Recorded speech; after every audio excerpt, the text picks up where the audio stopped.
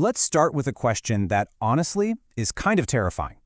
Who are you when every single memory, every feeling, your entire past turns out to be a complete and total lie? Today, we're going to dig into that exact question, and we're going to do it by deconstructing one of the most iconic monsters in comics. So, take a look at these two images. They might look similar, but they represent two completely different kinds of nightmares.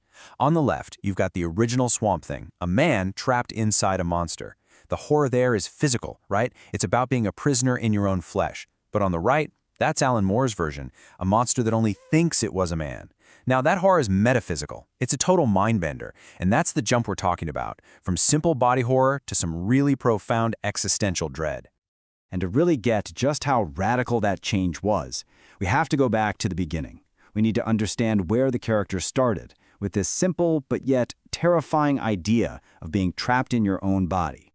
And that brings us to the genre of body horror. The core fear here isn't about dying. It's about your own body turning against you, becoming something alien and, well, grotesque.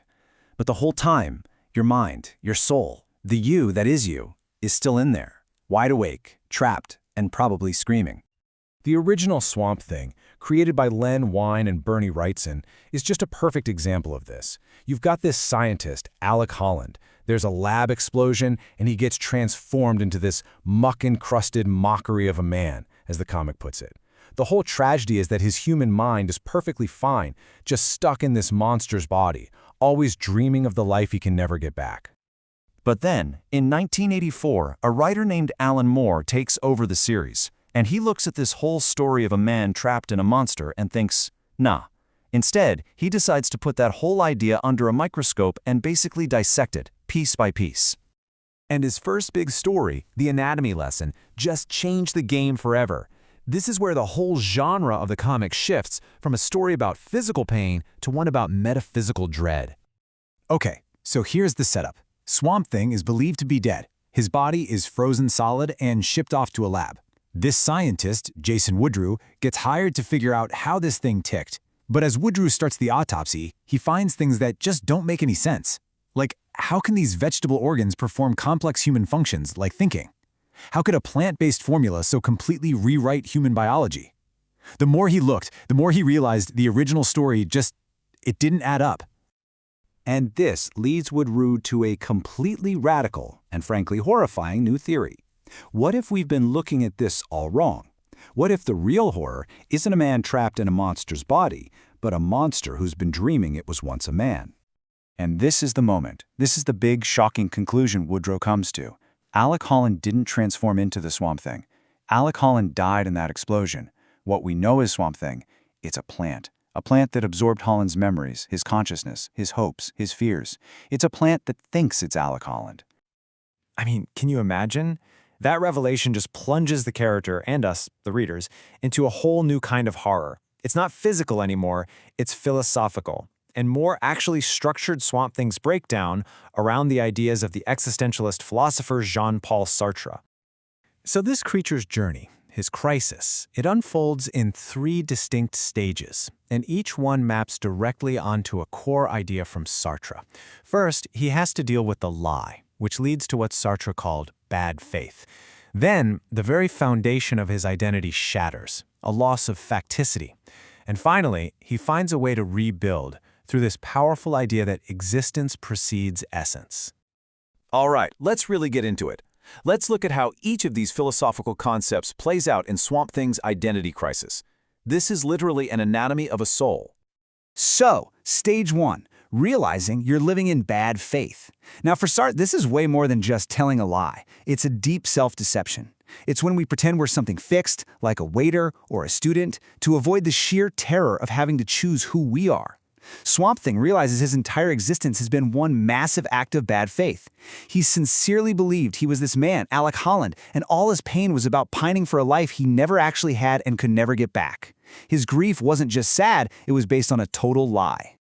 And that leads straight into stage 2, the loss of facticity. Think of facticity as all the unchangeable facts about you. Your past, where you were born, your body. It's the concrete foundation you build your identity on. But what happens when Swamp Thing realizes his foundation is gone? His past wasn't real. His memories weren't his experiences. They were just an echo of a dead man's life. With no real past, the entire basis for who he thought he was just evaporates. So, where do you go from there? I mean, how do you move on from that? Well, this brings us to stage 3, and this is the path to freedom. Existence precedes essence. This is a huge idea in existentialism. It basically means we aren't born with a set purpose or a fixed identity, our essence. We just exist. We're thrown into the world, and it's up to us to create our own meaning through our choices. Sartre famously said, "We are condemned to be free." Since Swamp Thing's essence wasn't fixed, Alec Holland was gone, he was for the very first time completely and radically free to decide who he was going to be. So this is the crucial point, right? After your entire sense of self has been completely deconstructed, how does a being even begin to rebuild itself from absolute zero? And here, you can actually see the metaphysical crisis become physical. This total loss of identity sends him into a catatonic state.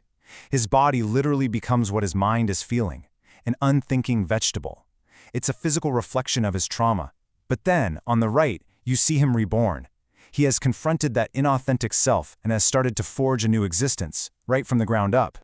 And he does this by taking 3 really important steps. First, he rejects the name Alec Holland. It's not his.